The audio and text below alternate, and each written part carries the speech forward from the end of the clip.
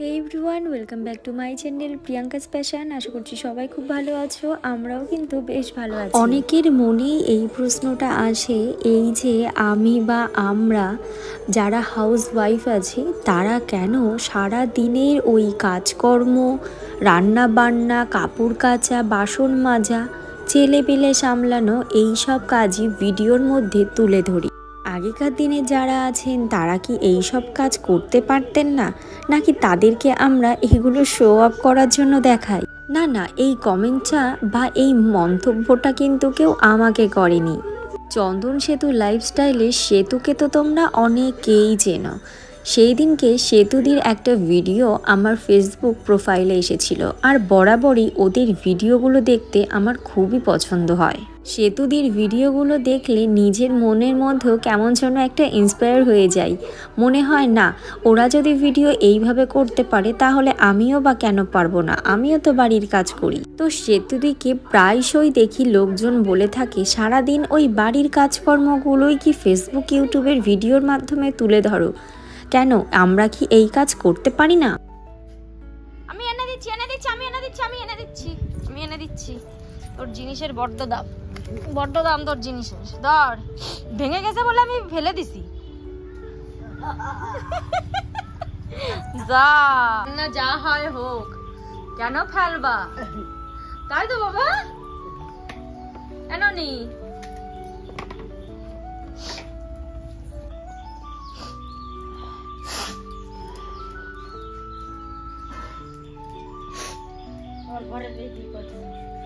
না, ওর জেটি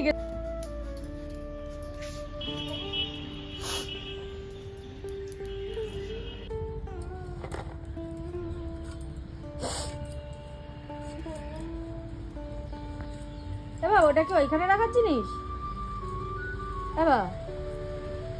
দিকে দে। এই ননি, এই ননি কোথায় যাচ্ছে?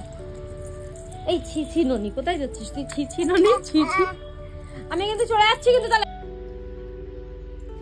আমি যাব না। তুমি যদি না আসো আমি কিন্তু যাব না, কিন্তু আমি চলে গেলাম। আমি ধরনের জেদ, কিরকম ধরনের জেদ? সর, আমি এখন উনুন জাল দেবো। সত্যি বাপকে বিয়ে করেছি ওরে, এখন আমার উনুন জাল দেবো। সর তুই, গরম শোনা, এটা গরম। সরে যাও, গরম। কি ফোন দেবো? তুমি তো ওই যে ভাত উঠলে গেছে।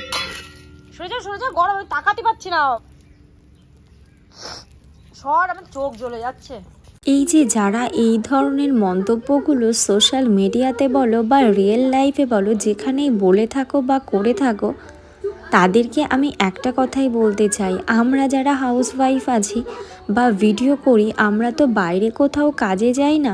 আর আমাদের মতন যারা নিতান্তই গ্রামের সাইডে থাকো, তাদের না ওই যে শপিং বলো না তোমরা, ওই জিনিসগুলো অতটা আসে না ওই গ্রামের বউদের ক্ষেত্রে। বিশেষ করে যদি আমরা শহরে এলাকায় থাকতাম বা শহরে চালচলনে বড় হয়ে থাকতাম, তাহলে হয়তো ওই কলকাতাবাসীদের মতন আমাদের ওরকম একটু ঘুরতে যাওয়া, কেনাকাটি করা, শপিং মলে যাওয়া, রেস্টুরেন্টে যাওয়া, এই জিনিসগুলো হয়ে থাকতো।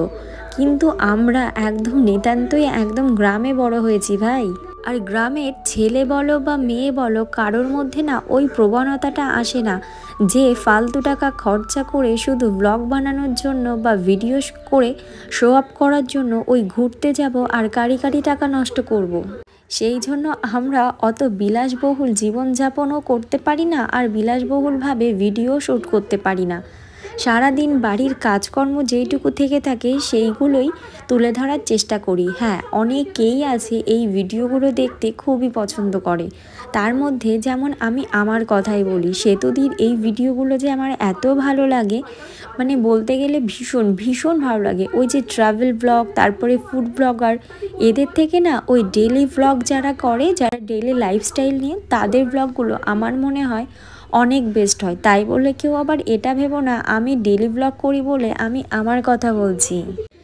যে যার যার কাজ নিয়ে ব্যস্ত থাকে, যার যেটা ভালো লাগে সে সেইটাই করবে। তাই বলে এমন নয় যে আমরা এই যে আমি যেমন আলু কাটছি, আলু কাটা দেখাচ্ছি মানে এমন নয় যে আমি তোমাদেরকে শেখাচ্ছি আলু কিভাবে কাটতে হয়। এই তিনকোনা মতন ট্যাচড়া করে কেন আলু কাটছি, অনেকেই হয়তো এইটা আমার চ্যানেলে যেহেতু ভিডিওস তেমন আসে না, এটা যদি কোনো বড় ইউটিউবার দেখাতো অনেকেই তাদেরকে বাজে মন্তব্য করে বলতো এইভাবে আলু কাটছো কেন, এইভাবে আলু ছাড়া কি আলু সোজাসুজিভাবে কাটা যায় না। মানুষ যত বড় হবে মানুষের পেছনে কটু কথা বলার লোকজনের সংখ্যাও কিন্তু ঠিক ততটাই বেড়ে যাবে।